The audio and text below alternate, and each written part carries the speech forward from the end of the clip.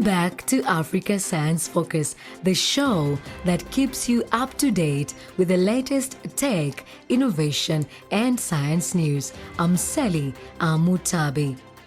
Malaria is a leading cause of death for children under 5 in Sub-Saharan Africa. For some, genetically modifying mosquitoes could be a game-changing tool in the fight against malaria and other mosquito-borne diseases. But others say that gene technologies threaten the delicate circle of life. The World Health Organization has just released an updated version of its 2014 guidance framework for testing of genetically modified mosquitoes. The guidance outlines how to study and evaluate genetic engineering and updates advice on how to understand the ways that genetically modified mosquitoes could impact the health of humans, animals, and the environment. Our reporter Michael Kaloki finds out what genetically modified mosquitoes are, why guidance has been developed around the research, and what it all means for Africa. He begins by speaking with Professor Lisette Kukumor, the co-director of the WITS Research Institute for Malaria.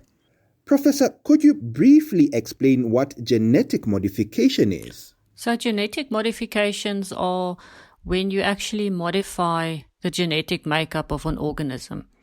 And these can be any organisms that you are interested in.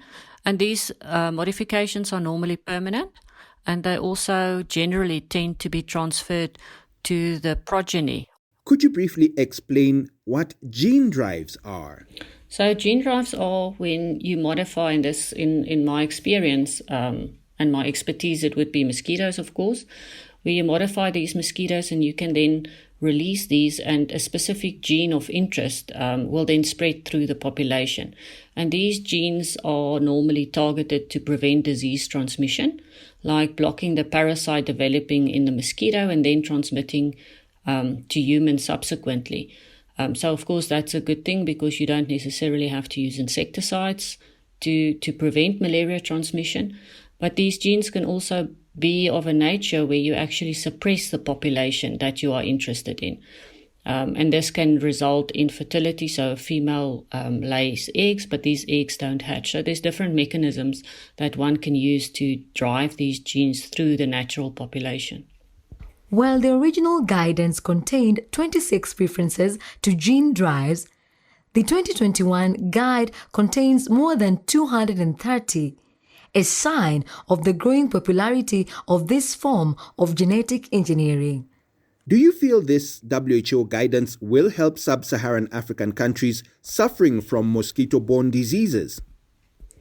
Yes, so these guidelines are frameworks that they've put together with stakeholders from different countries with expertise, and they are there to guide researchers and organizations and countries what ethical considerations should be taken into consideration when you work on genetically modified mosquitoes.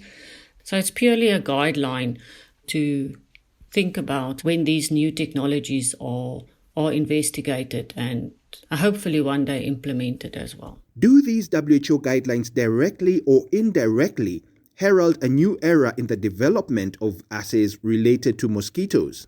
An assay is actually a technique that one can use, and it would be like if you bake a cake, for example, you would use techniques like whisking the eggs and creaming butter and stuff like that, which I'm obviously not a good cook. And this is the same for when you look at mosquitoes. You use certain techniques so that we call assays to actually separate between mosquitoes that cause malaria disease and those that don't. And of course, WHO provide guidelines in developing of assays like this. And this is purely to help malaria control programs and other vector control programs.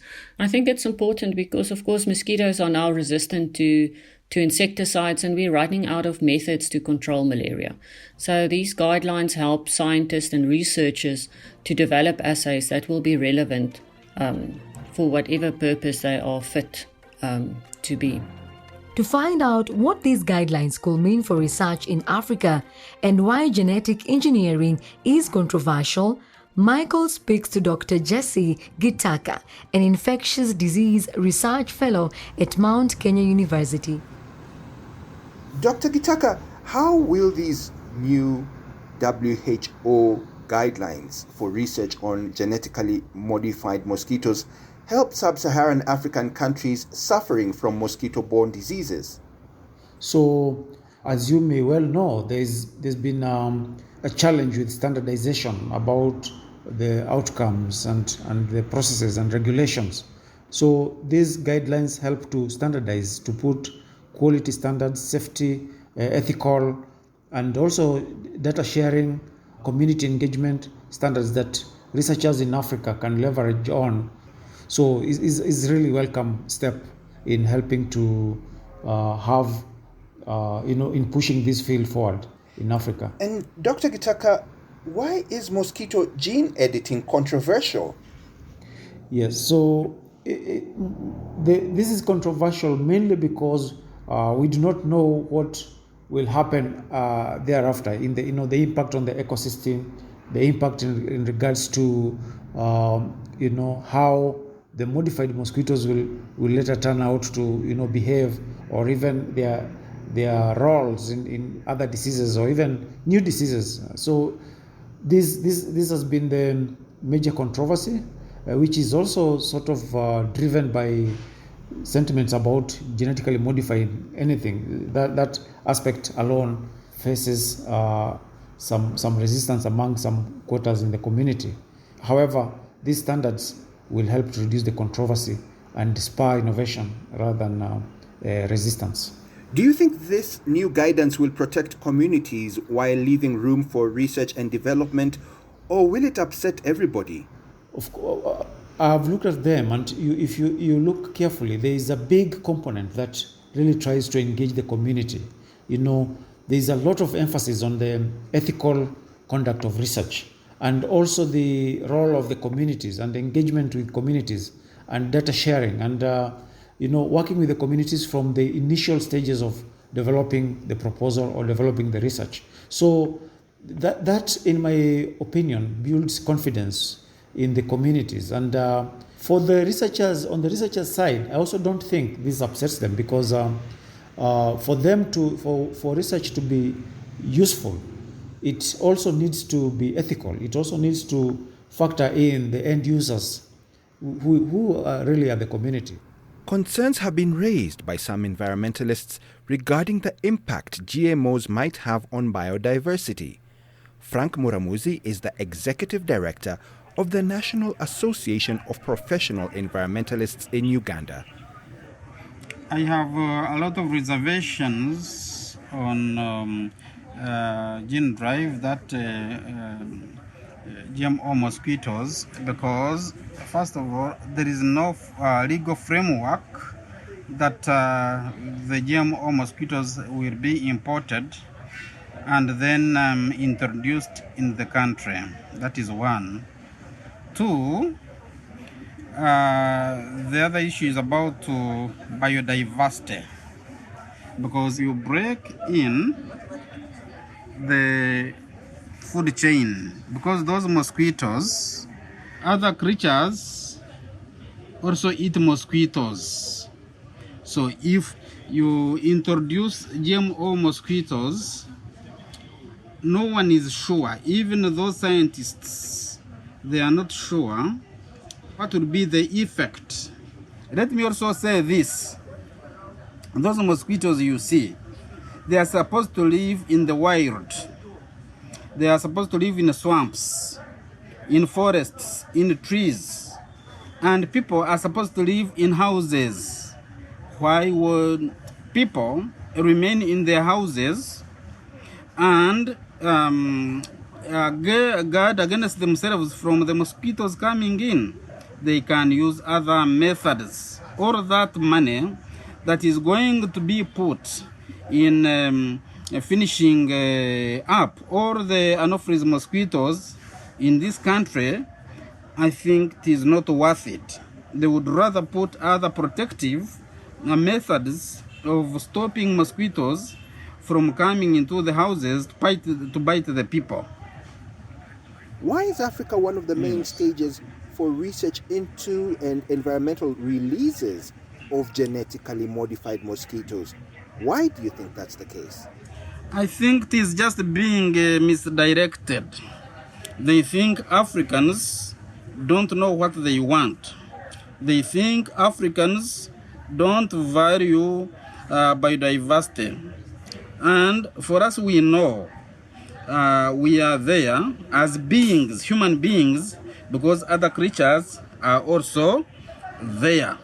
We survive because of other creatures in the wilderness, and that's how biodiversity works. Does this new WHO guidance help to calm any worries that you may have about research into this field? And those guidelines have not stopped unprecedented diseases, say SARS, say AIDS. So even if these World Health Organizations, they may not for sure 100% know what impact, what effect this drive might create.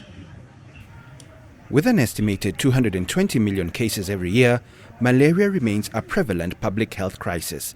Whilst genetic modification offers a potential tool capable of eradicating the disease, the question remains, at what cost? Michael Kaloki for Africa Science Focus. Before you head off, we have a question from Maria Christine Namatovo at Mariam High School in Kampala. What's the reason of the water levels rising in Lake Victoria? Climate change has different impacts on different places.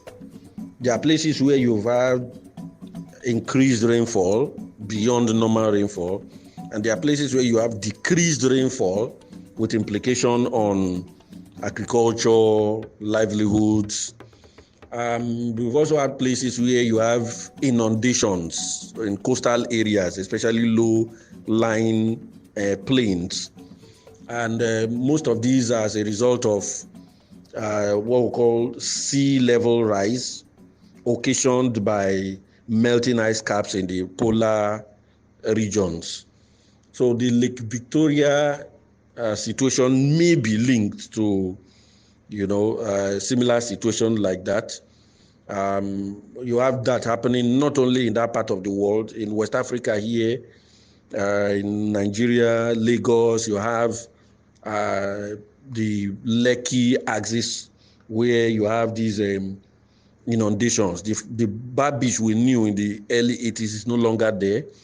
The sea has encroached far into Ahmadu Bello Way as we have today. So it's happening everywhere. We cannot definitely say what is happening there is as a result of this, but it is very, very likely this is what is happening there. And thanks to Philip Japkor from Environmental Rights Action for that answer. If you have a question that you want answered, get in touch. Send a voice message via WhatsApp to +254 799 042 513, and you too could be featured on Africa Science Focus. If you liked our show, you can subscribe and download more episodes on your favorite podcast app. And don't forget to leave a review. Today's program was produced by Harrison Lois. The editors were Fiona Broom and Jackie Opara-Fotoe, with reporting from Michael Kaloki. Africa Science Focus is produced by SciDevNet and distributed in association with your local radio station. I'm Selly Amutabi. See you again next week.